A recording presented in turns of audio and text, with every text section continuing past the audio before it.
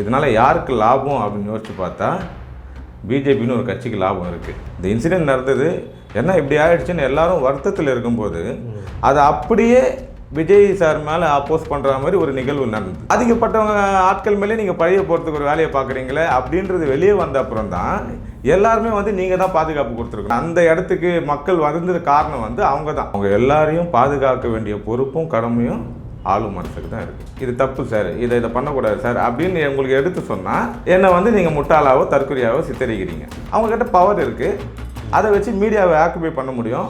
அதை ஆக்குபை பண்ணி அவங்க ஒரு ப்ரொபகண்டா உருவாக்குறாங்க. இந்த மாதிரியான மணல் கொள்ளை அவர் பேசக்கூடிய பல விஷயங்கள் இருக்குல்ல, இதெல்லாம் பெரிய லெவலில் யங்ஸ்டர் மத்தியில் போய் சேரும்போது ஒரு விழிப்புணர்வு வந்துடுது. விஜய் சாரோட அடிப்படை கொள்கைன்னு ஒன்று இருக்குது. அது மனிதர்களுக்குள்ள பிரித்தாளும் அரசியலை அவர் என்றைக்குமே ஏற்றுக்கிட்டே கிடையாது. இப்போ அதிமுகன்ற ஒரு மாபெரும் சக்தி ஒரு மனிதர்களுக்குள்ள மத அரசியலை பூசி பிரித்தாள்ற ஒரு அரசியலுக்கு பின்னாடி போய் ஒளிஞ்சிக்கவும் தான் இவர் அதுக்கு அகேன்ஸ்டாக நிற்கிறாரு. நீங்கள் சரி பண்ணிக்கிங்கன்றதுக்காக தான் நான் சுற்றி காட்டுறேன் தவிர உங்களை நாங்கள் எதிரியாக பார்க்குறது அரசியல் ரீதியாக மட்டும்தான். நீங்கள் கொள்கை எதிரி கிடையாது எங்களுக்கு.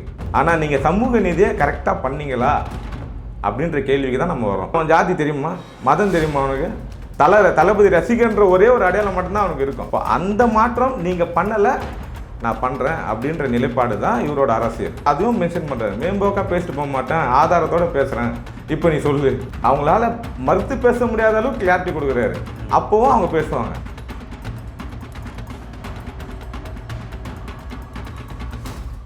சார் வணக்கம். சார் வணக்கம் சார். விஜய் அவர்கள் திரும்ப மக்கள் சந்திப்பை தொடங்கிட்டார். நேற்று காஞ்சிபுரத்தில் நடத்தினார். ஸோ அவர் பேசுகிறப்பவே கரூர் சம்பவத்தை பற்றி நான் பேசணுன்னு எல்லாம் எதிர்பார்ப்பேன். ஏன் நான் அதை பேசுகிறேன், வெயிட் பண்ணுங்க அப்படின்ட்டு ஒரு ஹிண்ட் சொல்லியிருந்தார்.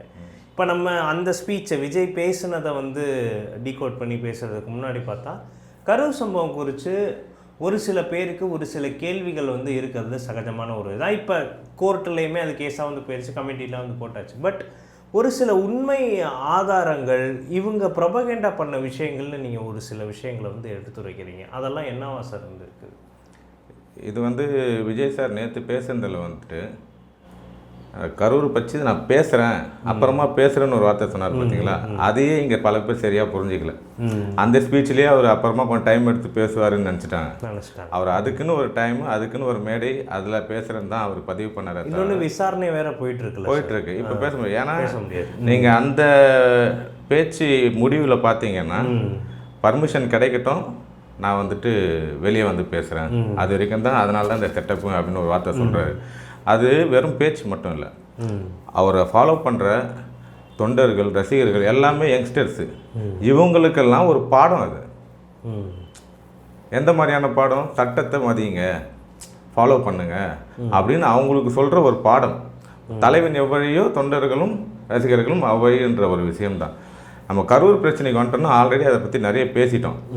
இப்போ டிஎம்கே சைட்லேருந்து பார்த்தீங்கன்னா டிஎம்கே ஆமாம் எங்கள் மேலே தப்பு இருக்குன்னு ஒத்துக்க முடியாது. அதை மடைமாற்ற வேலைகள்லாம் ஆட்களை வச்சு பண்ண தான் செய்வாங்க.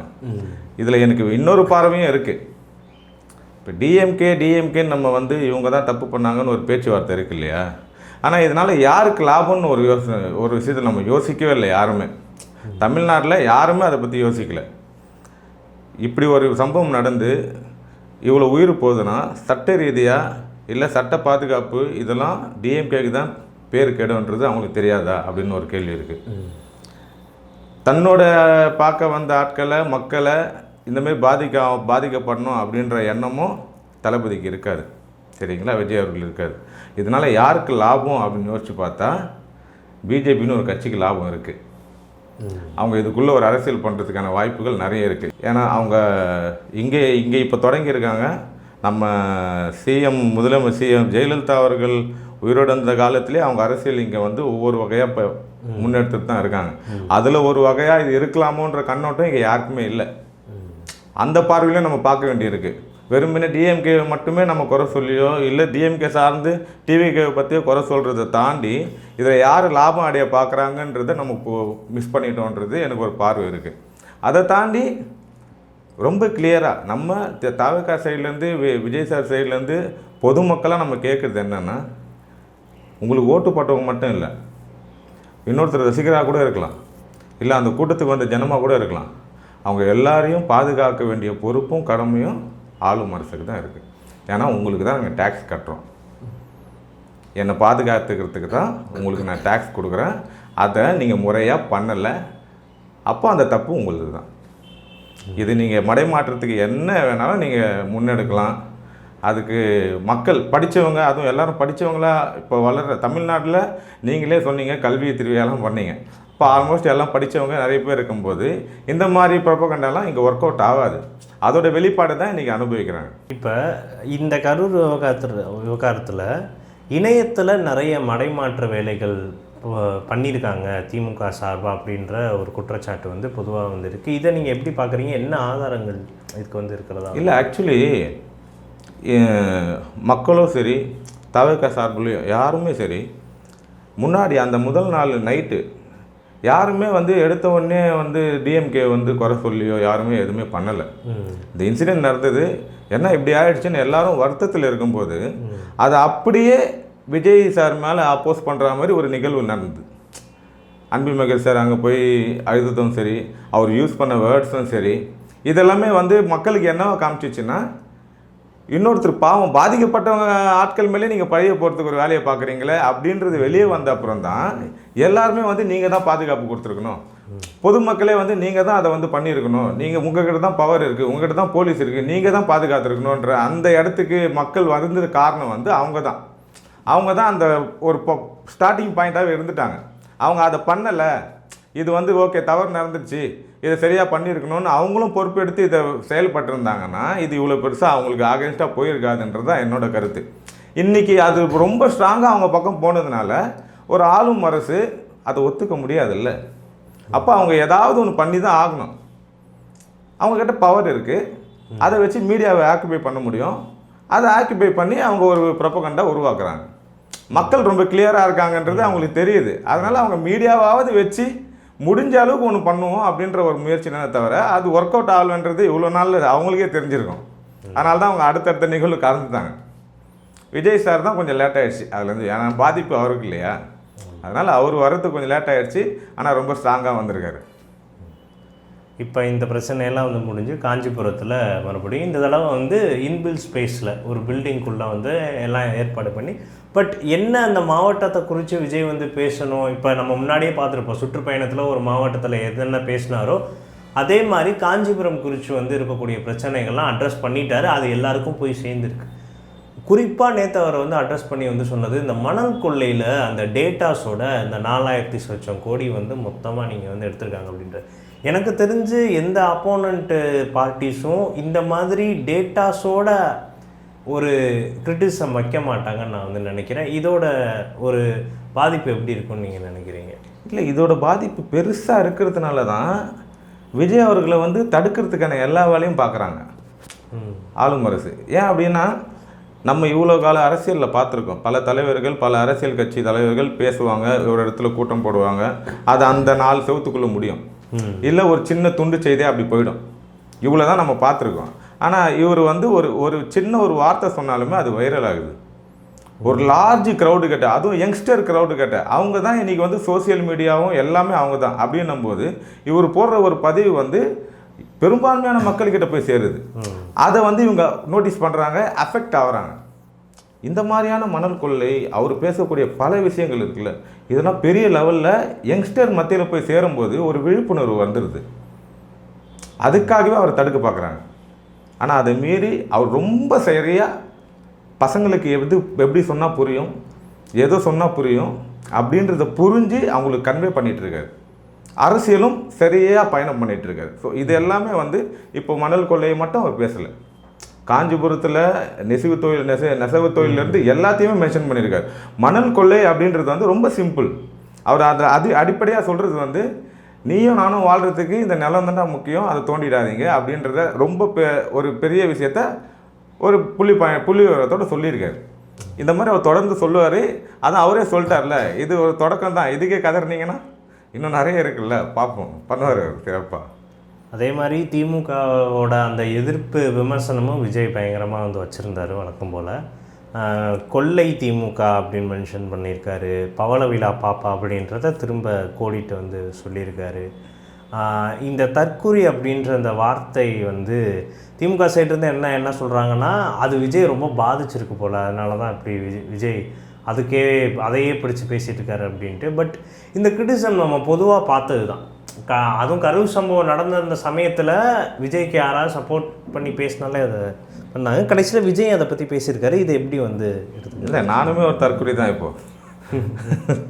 ஏன் அப்படின்னா, நான் இதுக்கு முன்னாடி எலெக்ஷனில் விஜய் சார் மாதிரியே டிஎம்கேக்கு தான் ஓட்டு போட்டேன். அப்போ நான் தற்குறியாக தெரியல.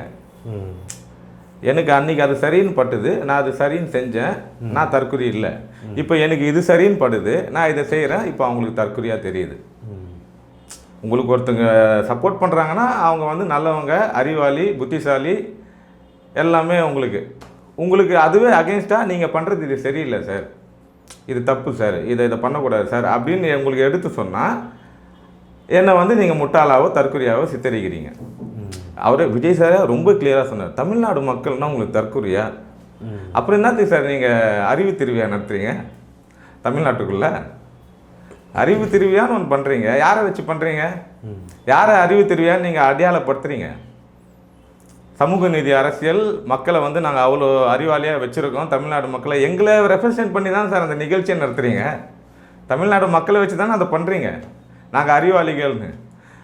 அந்த பக்கம் அப்படி ஒரு நிகழ்ச்சி நடத்திட்டு இந்த பக்கம் வந்து தற்கொலைன்னு சொன்னால் அப்போ நாங்கள் தான் ஃபாரினில் தான் வந்திருக்கோம். இது வந்து ஒரு இரட்டை நிலைப்பாடு. நமக்கு தேவையான இடத்துல நாங்கள் வந்து சேர்த்துக்குவோம், தேவையில்லாத இடத்துல தற்கொலைன்னு சொல்லிப்போம், இவ்வளோதான். இது ஒரு அரசியல். அவர் ரொம்ப கிளியராக டிக்ளேர் பண்ணிட்டாரு. இது அவரை பாதிச்சிருந்ததுலாம் சும்மா அவர் அதை எவ்வளோ கிண்டலாக சொன்னார் அப்படின்றது நமக்கு தெரியுது. எந்த ஒரு அடிப்படையே இல்லாமல் தற்கொலைன்னு சொல்கிற அந்த ஸ்லாங்கு சூப்பராக இருந்தது, ரொம்ப ரியலாக ஒரிஜினலாக இருந்தது. அது எங்கே பாதிக்கப்பட்டால் வருது? நீங்கள் முட்டாள்தனமாக நீங்கள் ஏன்னா தற்கொலையாக பேசுகிறீங்கன்றத வெளிப்பாடு தான் அது. அவர் உங்களை தற்கொலை சொல்கிறாரு, வேறு ஒன்றும் இல்லை. அது அவர் பாதிக்கலாம் படல, இதனால அவர் எதுலேயும் பாதிக்கவும் பட மாட்டார். எவ்வளோ பார்த்துட்டார் அவர். இதை விட மொத்தமான கிரிட்டிசைஸ்லாம் அவர் பார்த்துட்டு தான் வந்து இன்றைக்கி அரசியல் களத்துக்கு வந்திருக்காரு. இதுக்கு அங்கே தோன்று போயிருந்தாருன்னா இன்றைக்கி இங்கே வந்து நின்று இருக்க மாட்டார். இன்றைக்கி இங்கே தோன்று போயிட்டாருன்னா நாளைக்கு போக வேண்டிய இடத்துக்கு போக முடியாது. அவர் தோன்று போகிற ஆள் கிடையாது, பாதிக்கவும் பட மாட்டார். இப்போ நீங்கள் மென்ஷன் பண்ணியிருக்கிற மாதிரி விஜய் அவர்கள் வந்து நிறைய இடத்துல நானும் திமுகவுக்கு போன தேர்தலில் வாக்களித்தேன் அப்படின்ற விஷயத்த நிறைய இடத்துல சொல்கிறத நம்ம பார்க்க வந்து முடியுது. ஆக்சுவலாக இது எப்போ அவர் வந்து ஃபஸ்ட்டு ஓப்பனாக சொன்ன மாதிரி வந்து இருந்ததுன்னா, இந்த மகளிர் தினத்துக்கு ஒரு வீடியோ போட்டிருந்தாரு, ஜனநாயகன் ஸ்பாட்டில் ஒரு ஓரமாக வந்து எடுத்து அதில் அவர் வந்து நீங்கள் எல்லாரும் சேர்ந்து தான் இந்த அரசாங்கத்தை தேர்ந்தெடுத்தோம் அப்படின்றத வந்து அவர் டிக்ளேர் பண்ணுறதை பார்க்க வந்து முடியுது. இதை எப்படி ஒரு பொலிட்டிக்கல் ப்ளே மாதிரி விஜய் கையில் எடுக்கிறாரா? இல்லை, அது ஓப்பன் வேர்டாக சொன்னது தான் அங்கே தவிர்த்து எலெக்ஷன் அப்போவுமே வந்து அவர் ஒரு கேம்பெயினே பண்ண மாதிரி தான் பண்ணிட்டு இருந்தார். பிளாக் அண்ட் ஒயிட் சைக்கிளில் போனதாக இருக்கட்டும், அவரோட செயல்பாடாகவே இருக்கட்டும், அந்த சைக்கிள் கலரை பார்த்தாலே இதை தான் சொல்லுவாங்கன்ட்டு கிளியராக ஆயிடுச்சு. அதுலேயே தெரிஞ்சிச்சு அவர் வந்து டிஎம்கேக்கு சப்போர்ட் பண்ணுறாரு. ஏன் அப்படின்னா அவரோட அடிப்படை கொள்கைன்னு ஒன்று இருக்குது, விஜய் சாரோட அடிப்படை கொள்கைன்னு ஒன்று இருக்குது. அது வந்து மனிதர்களுக்குள்ள பிரித்தாளும் அரசியலை அவர் என்றைக்குமே ஏற்றுக்கிட்டே கிடையாது. இப்போது திராவிட அரசியல் நம்ம எதிர்பார்த்த அதிமுக திமுக இவங்க ரெண்டு பேருமே ஸ்ட்ராங்காக இருந்திருந்தாங்கன்னா அவருக்கான தேவை இங்கே இல்லை. சரிங்களா? இப்போது அதிமுகன்ற ஒரு மாபெரும் சக்தி ஒரு மனிதர்களுக்குள்ள மத அரசியலை பூசி பிரிச்சாள்ற ஒரு அரசியலுக்கு பின்னாடி போய் ஒளிஞ்சிக்கவும் தான் இவர் அதுக்கு அகேன்ஸ்டாக வந்து நிற்கிறாரு. அது ஆபத்து. பிஜேபின்ற ஒரு கட்சி தமிழ்நாட்டுக்கு ஆபத்துன்ற நிலைப்பாடுக்காகத்தான் அவர் அன்னைக்கு டிஎம்கேக்கு சப்போர்ட் பண்ணுறாரு. அப்போது அவர் இப்போவும் கொள்கை எதிரியாக அறிவிச்சுக்கிறது அவங்கள தான். நீங்கள் வெறும் அரசியல் எதிரி தான். அரசியல் எதிரி உங்களை நீங்கள் பண்ணுற தப்பை நான் சுட்டி காட்டுறேன், நீங்கள் சரி பண்ணிக்கிங்கன்றதுக்காக தான் நான் சுட்டி காட்டுறேன் தவிர உங்களை நாங்கள் எதிரியாக பார்க்குறது வந்து அரசியல் ரீதியாக மட்டும்தான். நீங்கள் கொள்கை எதிரி கிடையாது எங்களுக்கு. சொல்லப்போனால் உங்கள் கொள்கையும் எங்கள் கொள்கையும் வேறு இல்லை, எந்த சேஞ்சுமே கிடையாது. நீங்கள் கடவுள் மறுப்பு வச்சுருப்பீங்க, அவ்வளோதான். நாங்கள் கடவுள் மறுப்பு கடவுளும் ஏற்றுக்கக்கூடிய ஆட்களை சேர்த்துக்கிறோம், இவ்வளோ தான். மற்றபடி டிவிகேன்றது வந்து ஒரு சின்ன டிஎம்கே தான், அதில் எந்த மாற்று கருத்தும் இல்லை. ஆனால் நீங்கள் சமூக நீதியை கரெக்டாக பண்ணீங்களா அப்படின்ற கேள்விக்கு தான் நம்ம வரோம். சமூக நீதினா என்ன? எந்த ஏற்றத்தாழ்வும் இல்லாத மனிதர்களுக்குள்ள மதம் ஜாதி கடந்து எல்லாரையும் ஒருங்கிணைக்கிற ஒரு சக்தியாக நீங்கள் இருந்திருக்கணும். ஆனால் இப்போவும் நீங்கள் அடிப்படையாகவே என்ன வச்சுருக்கீங்க? நிறைய பிரிவினைகள் வச்சு, ஜாதிய பிரிவினைகளை வச்சு, நல்ல பெரிய ஜாதிகாரங்களுக்கு பொது தொகுதியில் கொடுத்து, இந்த மாதிரியான பல பிரிவினையை வச்சு தான் நீங்கள் ஒரு சமூக நீதினு ஒரு பொய்யான கட்டமைப்பு கொண்டு வரீங்க. இவர் நான் உண்மையான ஒரு சமூக நீதி கொண்டு வரேன்னு வர்றாரு. ஆல்ரெடி சினிமா துறையில் அது பண்ண ஆள். அவர் ரசிகர் படைகளை மதத்தை கடந்தும், ஜாதியத்தை கடந்தும், இனத்தை கடந்தும் ஒருத்தர் ரசிகனாக மட்டுமே ஒரு தேட்டரில் போய் உட்காந்த கூட்டம் அப்படி உட்கார வச்சவர். இன்றைக்கி அந்த சக்தி அரசியலுக்கு வரும்போது என்னால் அதை பண்ண முடியும்னு அவர் நம்புகிறார். இப்போ நம்மளே பார்க்குறோம், எவ்வளோ பேர் அவன் ஜாதி தெரியுமா, மதம் தெரியுமா, அவனுக்கு தளபதி ரசிகன்ற ஒரே ஒரு அடையாளம் மட்டும்தான் அவனுக்கு இருக்கும். இப்போ அந்த மாற்றம் நீங்கள் பண்ணலை, நான் பண்ணுறேன் அப்படின்ற நிலைப்பாடு தான் இவரோட அரசியல். இதுதான் அவரோட கொள்கை. சமூக நீதி தான் கொள்கை தலைவர்களே அதானே. இப்போ அந்த 5 கொள்கை தலைவரும் வேலுநாச்சியாராக இருக்கட்டும், அம்பேத்கராக இருக்கட்டும், பெரியாராக இருக்கட்டும், காமராஜராக இருக்கட்டும், அஞ்சலி அம்மாவாக இருக்கட்டும், இவங்களோட அடிப்படை எல்லாமே வேறு ஆங்கிளில் வந்து முன்னிறுத்தின 5 பாயிண்ட்டும் வந்து சமூக நீதியை சார்ந்து தான் இருக்குது. இவங்களோட அரசியல் சமூக நீதி அரசியல் தான். அது உண்மையான சமூக நீதியாக உருவாக்கணுன்ற கனவோட வந்திருக்காங்க. இப்போ வந்து அதே மாதிரி ஃபஸ்ட்டு டைம் வந்து நேற்று வந்து பேசுகிறப்ப நம்மளோட எங்கள் ஆட்சியை வந்து அமைஞ்சால் நாங்கள் என்ன ஏற்படுத்தி கொடுப்போம் அப்படின்ற ஒரு பாயிண்ட்டை வந்து எடுத்துரைக்க வந்து ஆரம்பிச்சிருக்காரு. இதில் நிறைய பேர் 2 விதமான ஒரு டிபேட்டாக பேசுகிறாங்க. ஆக்சுவலாக நிறைய பேர் என்ன நினச்சிட்டாங்கன்னா, அவர் எல்லாருக்குமே வீடு வந்து கொடுப்பாரு, ஆட்சிக்கு வந்துட்டா எல்லாருக்கும் ஸ்கூட்டி கொடுப்பாரு அப்படின்ற மாதிரி, இவரே வந்து இலவசமாக கொடுப்பாரு எல்லாருக்கும், அந்த மாதிரி வந்து நினச்சிட்டாங்க. பட் அவர் அதில் என்ன மீன் பண்ணி பேசின மாதிரி தெரியுதுன்னா, இதெல்லாம் தேவை, இதை கொடுக்க வேண்டியது எங்களோட கடமையாக இருக்கும், இதுக்கான வழிவகைக்க நாங்கள் கொடுப்போம் அப்படின்ற மாதிரி அவர் சொன்ன மாதிரி வந்து தெரியுது. இந்த வாக்குறுதிகளை நீங்கள் எப்படி வந்து பார்க்குறீங்க? இன்னுமே நிறைய சொல்ல போகிறேன்னு வந்து சொல்லியிருக்காரு. இது அடிப்படையாக உமன்ஸ் சேஃப்டி இதெல்லாம் மென்ஷன் பண்ணி வந்து பேசியிருக்காரு. இதை எப்படி திமுக அணுக போகிறதா நீங்கள் நினைக்கிறீங்க? ஏன்னா இதுதான் ஒரு பெரிய, என்னதான் நம்ம 1000 கொள்கை இதெல்லாம் பேசினாலும் அந்த கோர் ஓட்டுக்கு வந்து இந்த மாதிரியான விஷயங்கள் தான் வந்து தேவைப்படும். இதை எப்படி வந்து அணுகிறது? இல்லை, திமுகவோட திராவிட கட்சிகளோட ஒரு எலெக்ஷன் கேம்பெயின் அப்படிங்கிறத வந்து இலவசத்தை அடிப்படையாக வச்சு தான் இருக்கும். மக்களுக்கும் அது தேவைப்படுது. ஆனால் இவங்க கொடுத்துட்டாங்கன்னு மக்கள் ஓட்டு போட மாட்டாங்க. ஏன்னா மக்கள் ரொம்ப தெளிவு. நான் எல்லாமே சொல்கிற மாதிரி காசுக்கு ஓட்டு போடாதீங்க, காசுக்கு அவங்க 10 பேர்கிட்ட வாங்கினாலும் போட போகிறது ஒரு ஆளுக்கு தான். மக்கள் ரொம்ப தெளிவு. அவங்க அந்த மனநிலையில் யார் வேணும் அவங்க அப்படின்னு அவங்க முடிவு பண்ணுறாங்களோ அவங்களுக்கு தான் அவங்க ஓட்டு போட போகிறாங்க. அது ரொம்ப கிளியர். மக்களை கொச்சைப்படுத்துகிற அரசியல்வாதிகள் நம்ம வர வச்சிரும். இதே சமயத்தில் டிஎம்கே அவங்க இலவசத்தை வச்சு ஒரு பாலிடிக்ஸ் பண்ணும்போது, ஒரு கேம்பெயினை உருவாக்கும் போது, இவர் ஆல்ரெடி ஒரு மக்கள் வந்து ஒரு எதிர்பார்ப்போடு இருக்காங்க. இவர் இலவசத்தை கொடுக்கணும், இல்லை நம்ம வீடு கொடுக்குறது, இதெல்லாம் வந்து சொல்கிறாரு அப்படின்னா உருவாக்கி கொடுக்குறது, கட்டி கொடுக்குறது இல்லை. இப்போது உங்களால் அவர் ஏற்கனவே சொல்லியிருக்காரு, மீன் பிடிக்க தெரிஞ்சவனுக்கு மீன் விலையை வாங்கி கொடுப்போம், தெரியாதவனுக்கு மீன் பிடிச்சி கொடுப்போம். இது முன்னாடியே அவர் சொல்லியிருக்காரு. அப்போது முடிஞ்சவங்களுக்கு சப்போர்ட் பண்ணுவோம், முடியாதவங்களுக்கு செஞ்சு கொடுப்போம் அப்படின்ற மனநிலையே தான் அது. அந்த ஸ்டைலில் தான் அவர் சொன்னார். இவங்க என்ன சொன்னாலும், விஜய் சார் என்ன சொன்னாலும் அதுக்கு ஆப்போசிட்டாக ஒரு ப்ரொபகண்டா அவங்க உருவாக்க தான் போகிறாங்க. அதுதான் அரசியல். இப்போ சும்மா உட்காந்துட முடியாதுல்ல. ஆமாம், விஜய் சார் கரெக்டாக தான் சொல்லிட்டாரு அப்படின்னு ஒத்துப்பாங்க. அப்படின்னா இங்கே அரசியலே இருக்காது. இப்போ எதிரணி இருந்தால் பலமாக இருந்தால் தானே. இன்றைக்கி நேற்று வந்து டிவிகே விசஸ் டிஎம்கேன்னு விஜய் சார் சொல்லும்போது எல்லாம் சிரித்தாங்க. இன்றைக்கி அந்த வார்த்தை வராத வாயே கிடையாது தமிழ்நாட்டில். பிரதான எதிர்கட்சியாக இப்போ டிவிகே தான் இருக்குது. இப்போது அவர் இன்னும் ஸ்ட்ராங்காக தன்னுடைய அரசியல் நிலைப்பாடை நேற்று தெரிவிச்சிருக்காரு. நீங்கள் சொல்கிற மாதிரி நான் ரொம்ப சாதாரணமாக மேம்போக்கா அதுவும் மென்ஷன் பண்ணுறேன். மேம்போக்கா பேசிட்டு போக மாட்டேன், ஆதாரத்தோடு பேசுகிறேன். இப்போ நீ சொல்லு அடுத்தடுத்த கட்டத்துக்கு. ஏன்னா அவர் ஒரு லேர்னிங் ப்ராசஸ் தானே. ஓகே, நம்ம பசங்களுக்கு மட்டும் பேசினா பத்தாது. அவரோட முன்னாடி மனநிலை என்னவாக இருந்தது, பசங்களுக்கு புரிஞ்சால் போதும், யங்ஸ்டர்ஸு அவங்களுக்கு புரிகிற மொழியில் நம்ம பேசுவோம்னு சொல்லி தான் அவர் பேசினார். ஆனால் சுற்றி இருக்கிறவங்க வந்து ஒன்று கேட்குறாங்கல்ல, எங்களுக்கு பேசுங்க, உங்களுக்கு பேசணும்னு அவசியமே கிடையாது. ஏன்னா ஓட்டர்ஸ் அவங்க தான், அவங்களுக்கு தான் நல்லது செய்ய வந்திருக்கேன், அவங்க என்ன புரிஞ்சுக்கிட்டா போதுன்றது தான் அவரோட நிலைப்பாடு. ஆனால் உங்களுக்கும் கொஞ்சம் சொல்லி ஆகணும் அப்படின்றதுக்காக தான் நேற்று அவ்வளோ பெரிய கிளாரிட்டி கொடுக்குறாரு. ரொம்ப கிளாரிட்டியாக அவங்களால மறுத்து பேச முடியாத அளவுக்கு கிளாரிட்டி கொடுக்குறாரு. அப்போவும் அவங்க பேசுவாங்க. ஒத்துக்கிட்டு போக முடியாது. அதுதான் அரசியல்.